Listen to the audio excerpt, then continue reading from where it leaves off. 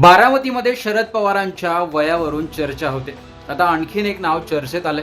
85 वर्षांचे चंद्रराव तावरे माळेगाव सहकारी साखर कारखान्याचे माजी अध्यक्ष, उपाध्यक्ष आणि वर्षानुवर्षे संचालक राहिलेले नेते. वयाच्या 85व्या वर्षी ते निवडणुकीच्या रिंगणात उतरले आहेत.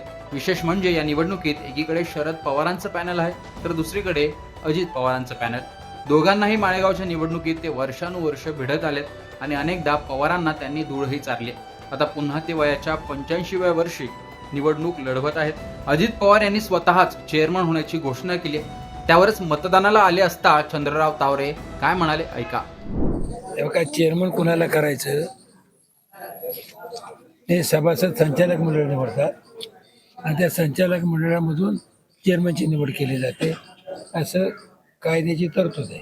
तेव्हा का आमच्याकडे दूध संघ वगैरे काही नाही. एक छोटीशी पतसंस्था हे मान्य आहे आम्हाला, परंतु ते आज जिल्हा परिषदेच्या अंगणवाडीच्या सेविका, त्यांच्या आशा वर्कर, सगळ्या हायस्कूलचे शिक्षक, लक्षात जिल्हा परिषद शिक्षक, बँकेचे शिक्षक हे कुठल्या क्षेत्रात बसते वापरतात, त्याला घरोघरी पाठवतात, मतदान मागायला सांगतात, कोणा देतात, तर कुठल्या क्षेत्रात येतं का करता. आम्ही नुसतं बसलो तर चालत नाही. ती जी बँक आहे ती बँक रात्रीच्या 5:30 नंतर उघडी ठेवता येत नाही.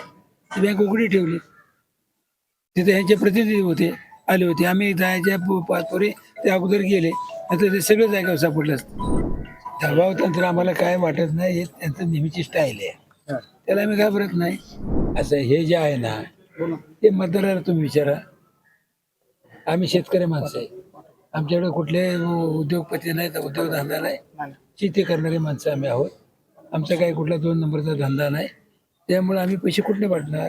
आम्ही लोकांच्या पुढे जाणार, मतं मागणार.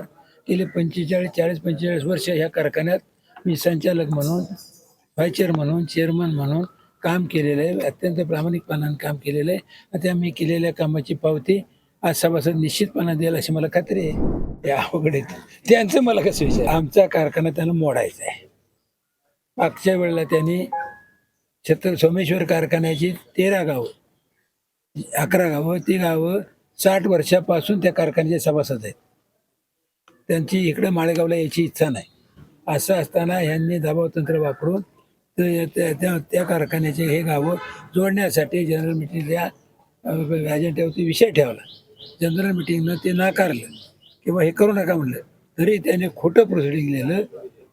प्रोसिडिंग म्हणजे जनरल मिटिंग म्हणजे त्या संस्थेचं सुप्रीम कोर्ट आहे आणि त्या सुप्रीम कोर्टानं सांगितलं की तुम्ही लक्षात लगा हे गावं जोडू नका. तरी त्यांनी खोटं प्रोसिडिंग लिहिलं आणि गावं जोडण्याचा प्रस्ताव सरकार पाठवला.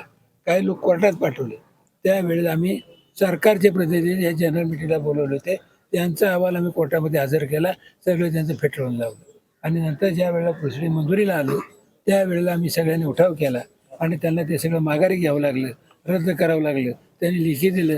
इथून पुढं आम्ही या काकरा गावं जोडण्याबद्दल आम्ही पुन्हा कदापि ठराव मांडणार नाही, काही करणार नाही. अशा पद्धतीचं त्यावेळेचे चेअरमन, व्हाईस चेअरमन, MD या तिघांनी जनरल मिटिंगला लेखी दिलं. हे जे सगळं कृत्य आहे हे महाराष्ट्रातल्या सहकारी साखर कारखान्यामध्ये कुठंही घडलं नव्हतं. इतकं लाजीरवाणी गोष्ट आहे. मोडत काढायला म्हणजे आम्ही 2-3 काढले, आम्ही भाव चांगला देतो, त्यांच्या खाजगी करायला द्यावं लागेल.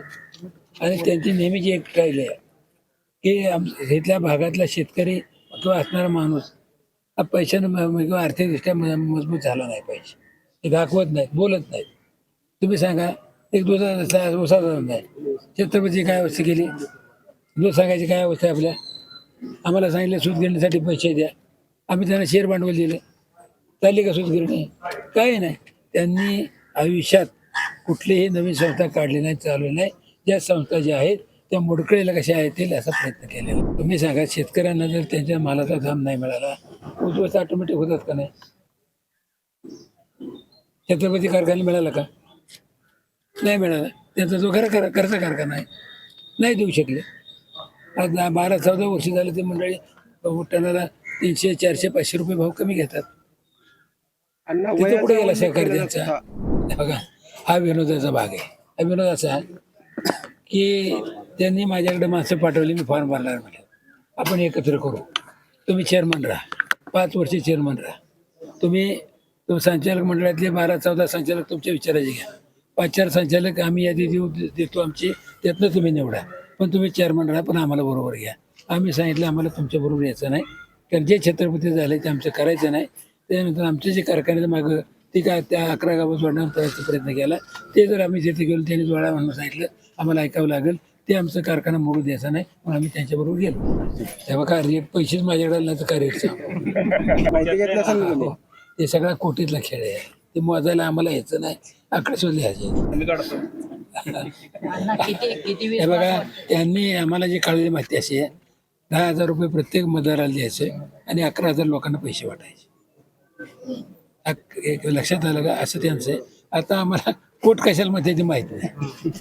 100% खात्री, कारण लोकात राहणारी माणसं आम्ही, लोकांच्यासाठी 40 वर्षे कष्ट केलेले, अत्यंत प्रामाणिकपणा केले, लोकांचा विश्वास आहे आणि म्हणून त्या विश्वासाच्या जोरावर म्हणतो पैशापेक्षा प्रेम आणि विश्वास मोठा आहे आणि ते आम्ही संपादन केले, म्हणून आम्हाला खात्री आम्ही निवडून येऊ. अशा प्रकारे अजित पवारांना चेअरमन का व्हायचंय ते माळेगावची निवडणूक जिंकण्याचा दावा चंद्रराव तावरे यांनी केला. एकीकडे बारामतीमध्ये शरद पवारांच्या वयावरून चर्चा होत असताना आता चंद्रराव तावरे यांची देखील चर्चा होते. आता या वयात ते दोन्ही पवारांना धूळ चारतात का ते पाहणं महत्त्वाचं असणार आहे आणि त्यांनी जर तसं करून दाखवलं तर महाराष्ट्रात त्यांची नक्कीच चर्चा होईल. याविषयी तुमचं मतही कमेंट बॉक्समध्ये सांगा. लोकमतचं यूट्यूब चॅनल सबस्क्राईब करा.